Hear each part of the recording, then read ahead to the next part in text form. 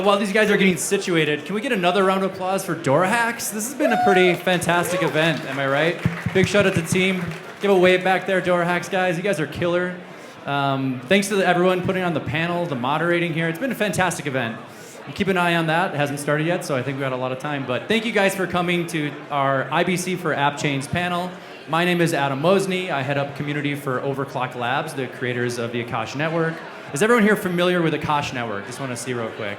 Everyone, all right. Whoever didn't put up your hands, you got to go to the networking area because you got to get up. You got to talk to our booth over there to get up to speed on what's going on. But I want to thank you guys for joining. We got a bunch of topics to cover, so I kind of want to jump right into the introductions. So let's kick off with introductions. Feel free to introduce yourself, talk about your project, and what do you think about DoorHacks Appchain Day? Right. Yeah, thank you. So I go by Muto. We're building Ethos. Ethos is the restaking and coordination layer on top of Cosmos. So we're working tightly with EigenLayer in order to bring in restaked ETH to Cosmos. And then working through various forms of shared security, pooled security into Cosmos to secure proof-of-stake chains and also just general applications built on Appchains. I think so far the best part of this event has been this panel right here, so I'm excited to kick it off. I'm Dean Tribble. I'm CEO of Agoric. Agoric is a Cosmos-based layer 1 chain for doing smart contracts in JavaScript, especially for doing that so it can control, coordinate all of the asynchronously accessible assets on all these other chains. So it's IBC native with the ability to control assets from other chains, from Akash when they get ICA, on through Osmosis and TIA and Axelar and so forth, and make it very easy, very convenient for developers to make these user-friendly applications that combine and let you bridge applications to use multiple chains. Thanks. My name is Robin. I am co-founder of Abstract. Abstract is an interchain application platform. It's built with Cosmosm. We do a bunch of IBC stuff in the background, but we try to make it really easier for developers to create applications with Cosmosm and with IBC. We have two components to our platform. We have the developer-facing infrastructure, SDK, and we have the user-facing platform where developers can publish their applications. And we're really trying to level the playing field of the permissionless smart contract chains. I'm Karel, founder of Union. We do ZK IBC. That means IBC to Ethereum, to Celestia L2s, to Scroll, to basically anything that has any significant security behind it. Right now, we're probably the most prominent builders here with, I think, the only production-ready implementation launching soon. Excellent. Thank you for that, guys. So we have a handful of things to cover here today. We only have about 27 minutes, so I kind of want to jump right into it. But I thought it'd be good to kind of level set, which is a high-level description of IBC, right?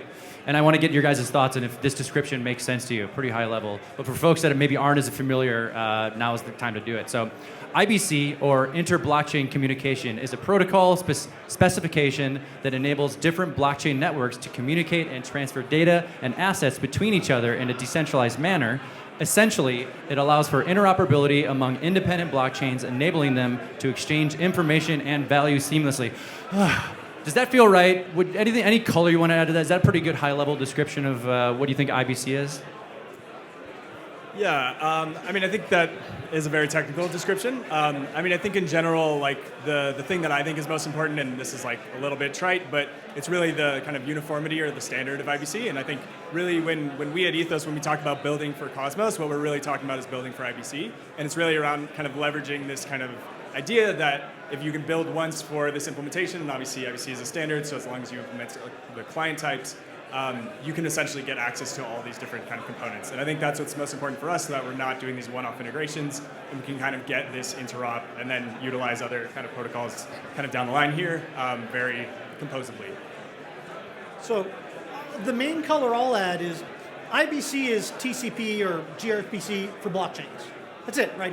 It's this transport layer that lets you do a lot of protocols on top, application-specific protocols, chain-specific protocols, creates this connected world of app chains that now we have to orchestrate across. We need to be able to program these things that span them, but it's basically the TCP that gives us the interchain.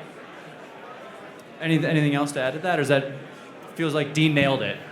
Next time I'm gonna have you write the description, Dean. Yeah, Dean nailed it. I just want to add that because it is such a nice protocol, it's also very easy to create abstractions for it and to kind of hide it away from the developers and the users to really create novel applications on top of it.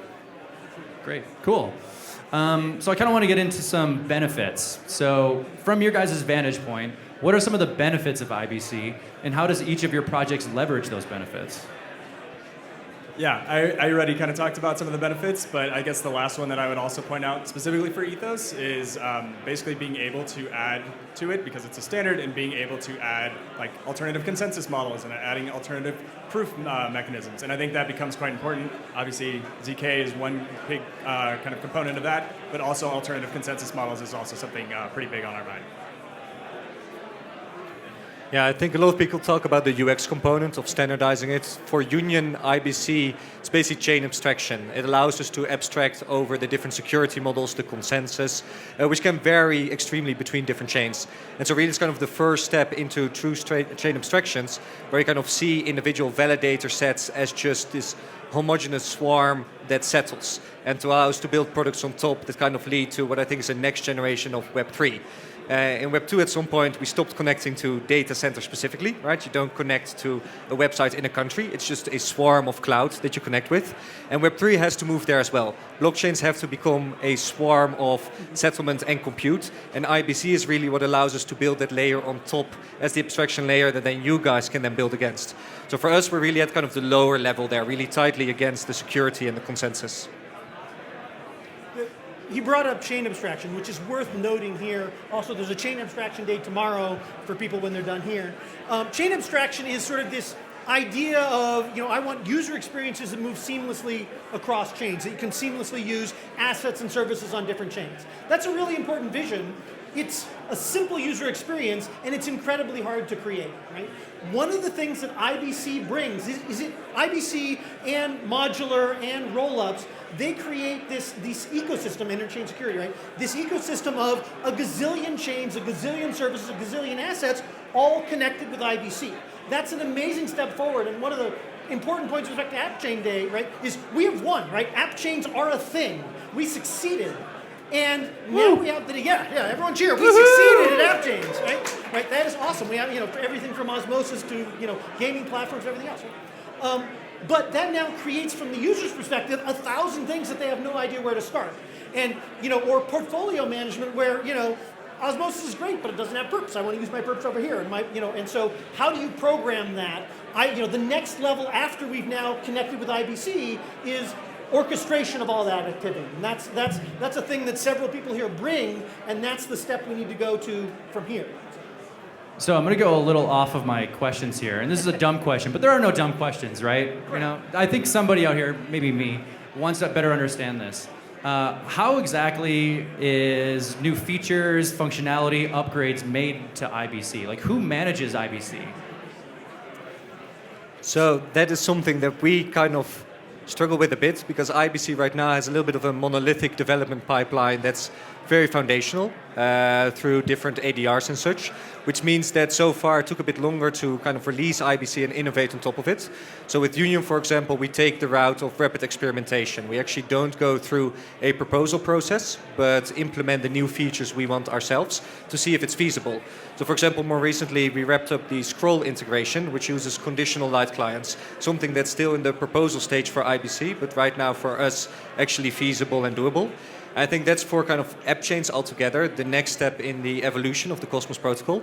We kind of need to go a bit away from the original founders that now run large companies and have Appchains innovate themselves on the core technology stack. I think that's so great about Agoric, like you guys do this. That's great at you guys' Ethos as well. Like you don't align with the hub, but with Ethereum, but do bring in that tech stack. And that's what's kind of going to allow the Cambrian explosion of future products.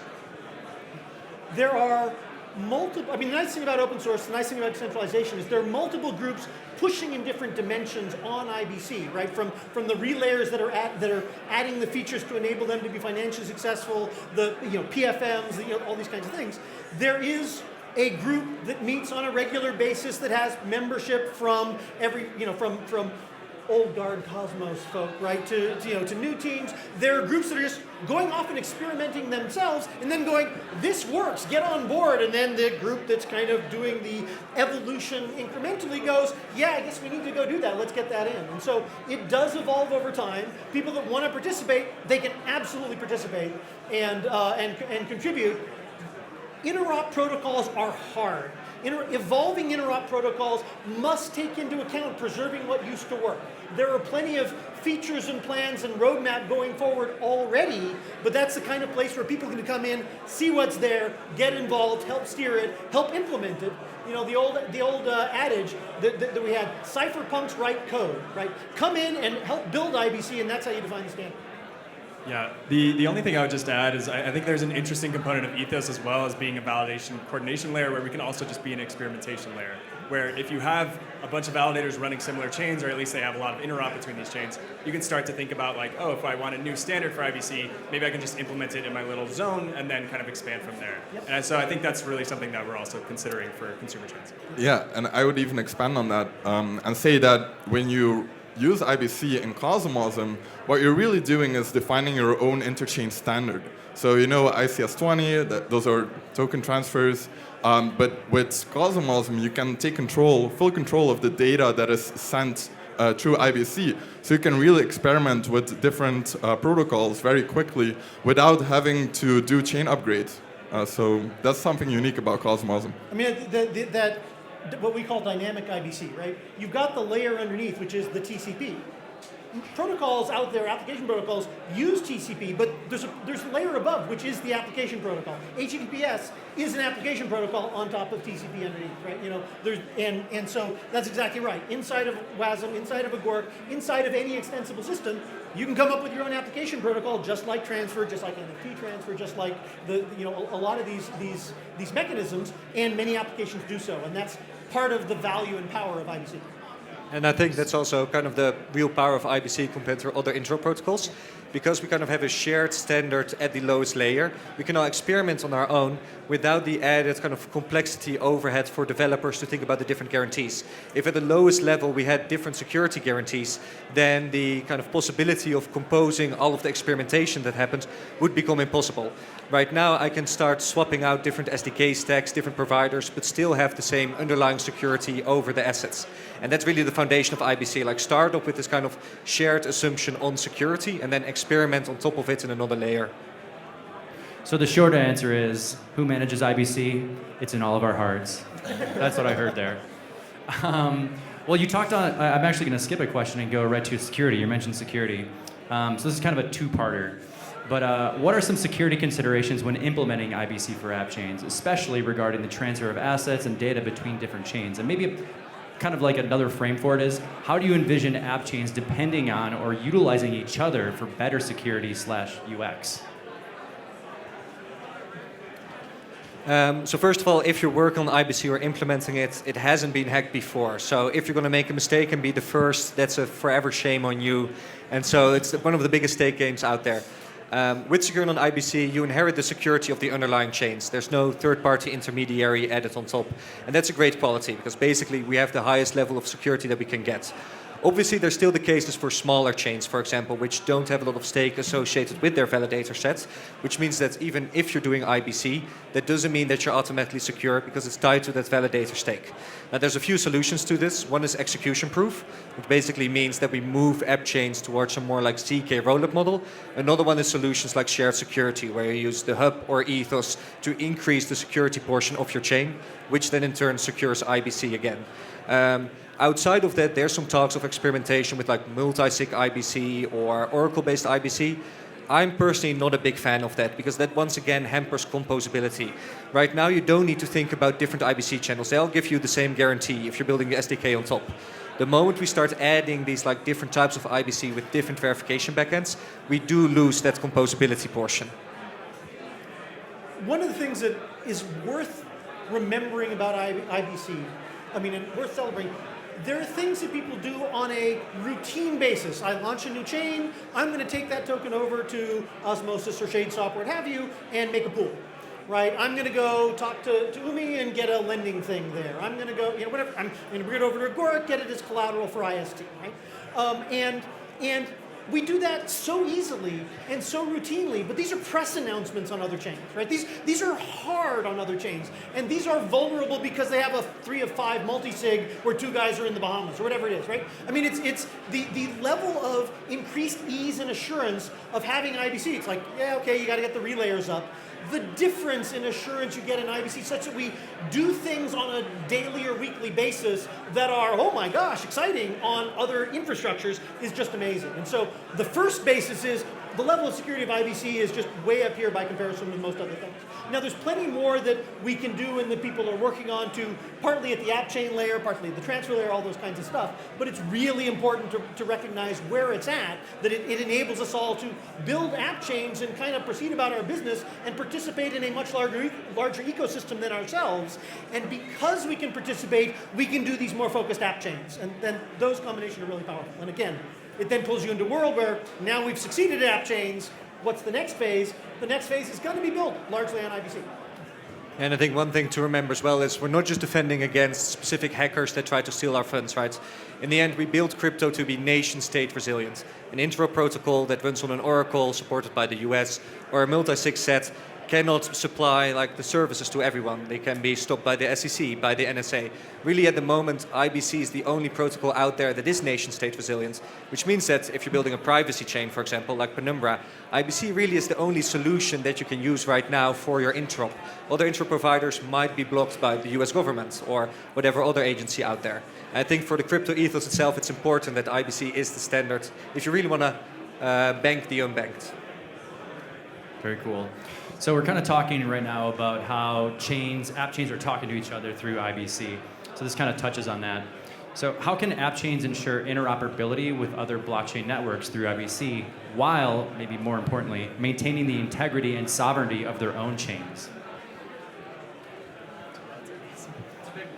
I mean, that's it. We build it in the IBC protocol itself. It's, I think, one of the most sovereign intro protocols. It's isolates risks between individual chains, so it does not have an overarching risk across the entire network. If we ever have a chain itself, have a corrupted validator set, for example, that's isolated to that chain and the connections to that chain. It doesn't go further than that. On top of that, what I think we'll see in the future is more ZK IBC, including proof aggregation. What that will allow us to do is have every single chain connected to every other chain and removes the need for bridge hubs or kind of aggregation chains themselves. Right now, that's probably the biggest kind of pitfall in Interop itself. We kind of cluster around hubs, osmosis and such. And although osmosis is a great product, if it were to ever disappear, it'd be quite disastrous for most app chains out there. And thus we kind of need to ensure that in the future of the Appchain thesis, everything is truly connected to everything, not just a few highways, but a dense network. Yeah, so I think what I was, only thing I would add is I think ZK is great and we really want to support it. I think also something that we're working on is just kind of having more shared security also means you can have shared commitments, and that kind of gives you this optimistic / ZK flavor of things as well. And so that's also something that we're working on and trying to push forward in the space as well, is just different ways to make credible commitments across different IBC channels. Yeah, I think the one downside of that approach, it works great if your validator set is also renting this, but renting out security to support your interop itself is kind of a losing game for the interop protocol, because as volume grows, you continuously need to rent more security from your provider, and that leads to higher fees to end users. If your validator set is already on it, it works fine and it's great, but if you're only doing this to secure the bridging operations itself, it kind of leads to a losing game, and you really can't beat out ZK then, which always has the lowest fees. So Agoric has long had a vision of multiple machines cooperating with secure protocols where blockchains are just machines built out of agreement rather than silicon.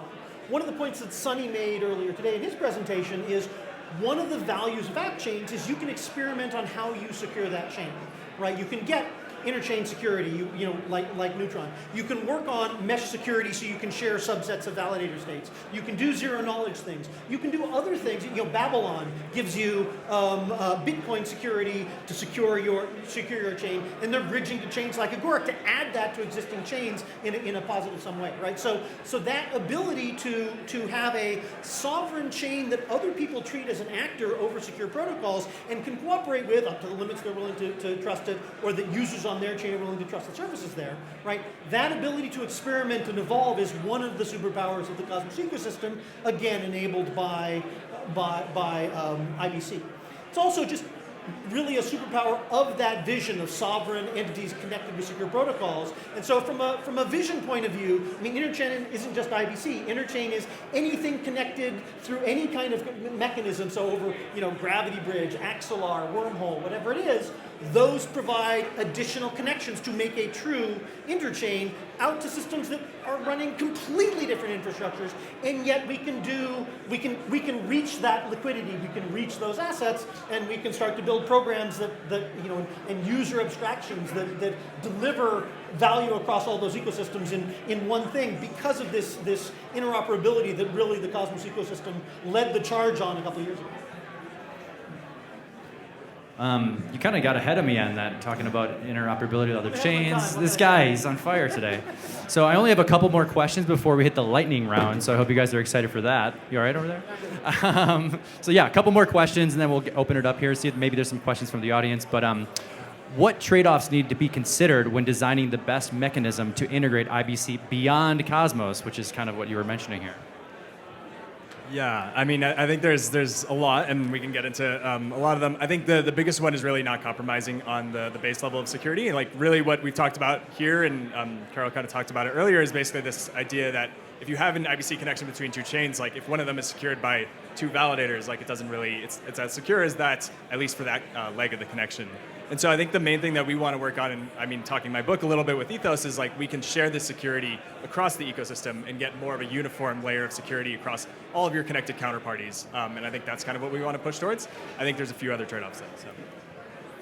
I'll object to what he said, just for contrarian entertainment value. The internet, internet is not all HTTPS. The internet was a connected set of networks that all had different protocols, and they had different security characteristics.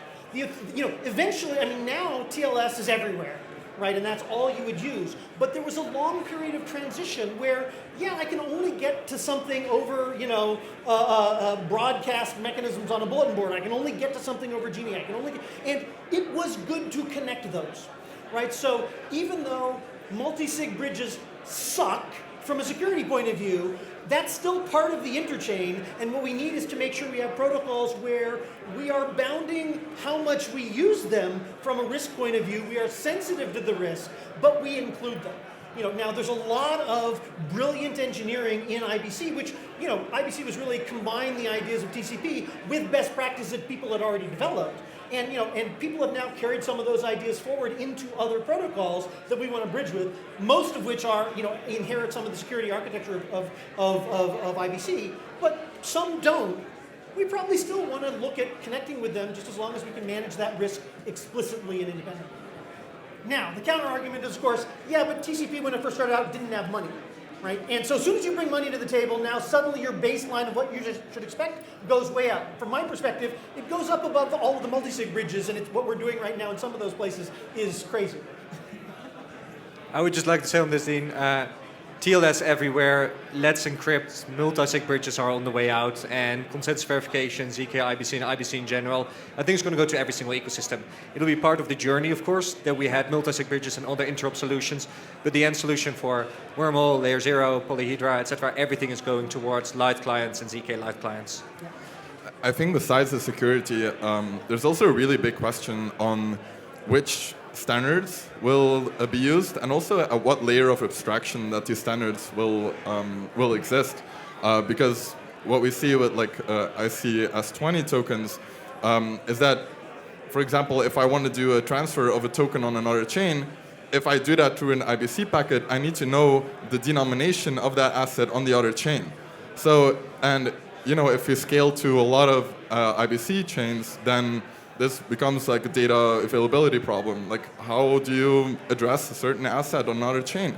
And those are questions that we will practically run into once we have the foundational pipelines made. Cool. All right, one final question before lightning round, and if we have time, maybe audience questions. So think of something you'd like to ask these guys, these galaxy brains up here. This is kind of on your own project. So are there any future developments we can expect from your protocols to further support the interoperability and seamless integration of blockchains through IBC? Yeah, I hinted at it already. I think there's a lot of things that we have in the works. We're a little early, so we're not revealing too much right now, but essentially along this line of having a shared coordination layer across validators allows you to make commitments across these chains. There's a lot of interesting things there. For us, we leverage a lot of the base capability in IBC, so interchain accounts, ICQ, all of those can improve a lot in the same way that HTTP was powerful and yet very limited. We're just at the beginning of the protocols that we want to be able to rely on. Being able to, from a smart contract on Agoric, manage asynchronous assets across not just IBC connected chains, but GMP and XR and everything else. That's the goal. That needs fundamental abilities that are accessible over the chain, and everyone will benefit from them, right? Abstract and sommelier and all these things that can reach out and do something on another chain. We all really want to empower that, right? You built your app chain, it's got an asset. You're not an island, or you shouldn't be. Your asset or your service is much more valuable if the rest of that explosion of chains and services can reach it and drive it and tickle it and run it through its paces. And then we can build much, much more usable applications to deliver to users where they don't have to deal with all this multi-chain stuff. They don't have to manually carry their asset from chain to chain, which is amazing that IBC enables, and yet users don't want to do it anyway. They want that all to be handled for them, and and all the next stage of evolution is how do we make it so that you can program that, and that's why we're so focused on orchestration, is make all this stuff even more valuable to users. Yeah, I definitely agree with the ethos that Agoric is going for. With Abstract, we are trying to go maybe a level higher.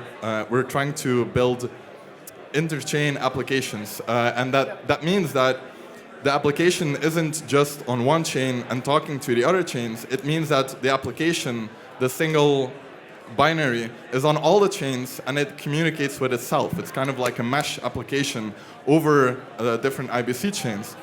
So that's like one of our developments. The other thing that we're really working on is developer tooling. So we have this scripting deployment library that's called CW Orchestrator. We have put immense effort into making it very easy to test WASM smart contracts in interchain environments. So if you're interested in that, feel free to hit me up after this. Yeah. Yeah, for us it's expect IBC to more ecosystems. Expect it to any Polygon CDK rollup. Expect it on any Sovereign Celestia L2. Anything that's running in the Avail ecosystem. Basically, the Cosmos is no longer going to be the Cosmos SDK. The Cosmos is going to be any single horizontally scaled ecosystem, all supported by IBC. That means you guys need to start hiring not just CosmOsm developers, but a lot more developers for different languages. And Ethos needs to start supporting a lot of different types of validators, not just Cosmos validators. Cool. So I don't think we'll have time for audience questions, but we do have a lightning round time. So this one's an easy one, softball. Pizza, burgers, or tacos? Pizza. Pizza. Burgers. Pizza. Sorry, you're out, burgers. You're out. All right, this one goes back to how we started this conversation. Describe IBC in only one word. Does interchain count? Interconnectivity. Good one. Security. Money. I like money. And then my final lightning round question. IBC for Appchains panel. Amazing panel or fantastic panel? Giga panel. Base panel. All right, I think that's about all the time we have. Give a big round of applause for our panelists. Thank you all for joining. Hope you guys learned something I did. Big shout out to DoorHacks, and enjoy ETH Denver. Good job, guys. Cool. Yeah, thanks for hosting. Great job. You guys murdered it. Thank you, sir. Great to interview you. Thank you. Yeah, always. It's fun.